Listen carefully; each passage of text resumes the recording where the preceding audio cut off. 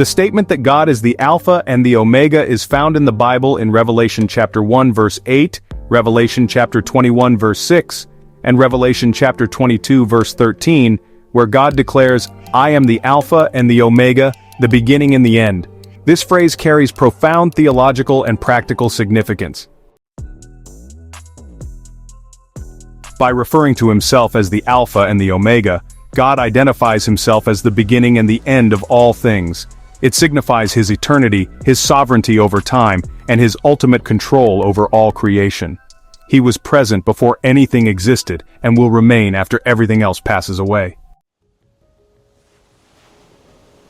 This title emphasizes God's eternal nature. He exists outside of time, having no beginning and no end. As it says in Psalm 90 verse 2, this reminds believers that God is constant and unchanging, a bedrock of stability in an ever-changing world. In calling himself both the beginning and the end, God declares his role as the creator of all life, as stated in Genesis chapter 1 verse 1, and the ultimate purpose or fulfillment of creation, as mentioned in Revelation chapter 21 verse 6. Everything originates from him and will ultimately return to him. This phrase underscores God's authority over history and his control over the destiny of humanity and the universe. It reassures believers that nothing happens outside of his knowledge or his plan. Understanding that God is the Alpha and the Omega gives believers confidence in his ability to sustain and fulfill his promises. If he is both the beginning and the end, everything in between is within his control, including the challenges and uncertainties of life.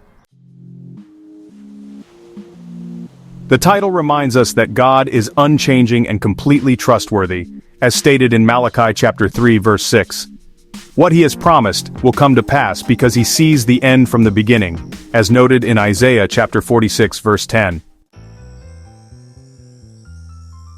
Recognizing God as the Alpha and Omega inspires awe and reverence. It reminds us of our place as created beings dependent on the eternal God for our existence and purpose.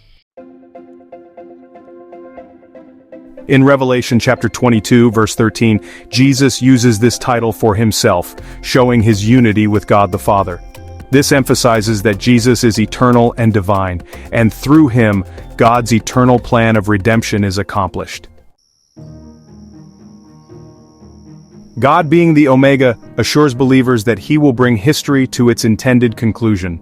This is a source of hope, especially in times of uncertainty, because we can trust that God will bring about a new heaven and a new earth where righteousness dwells, as described in Revelation chapter 21 verses 1 to 4. Knowing that God is the Alpha and the Omega helps us trust his plan even when life feels uncertain. Recognize that our lives are part of a greater story authored by God. Rest in the assurance that, just as God began the good work in us, he will bring it to completion, as stated in Philippians chapter 1 verse 6. Ultimately, understanding this attribute of God strengthens our faith and anchors our hope in his eternal nature and promises.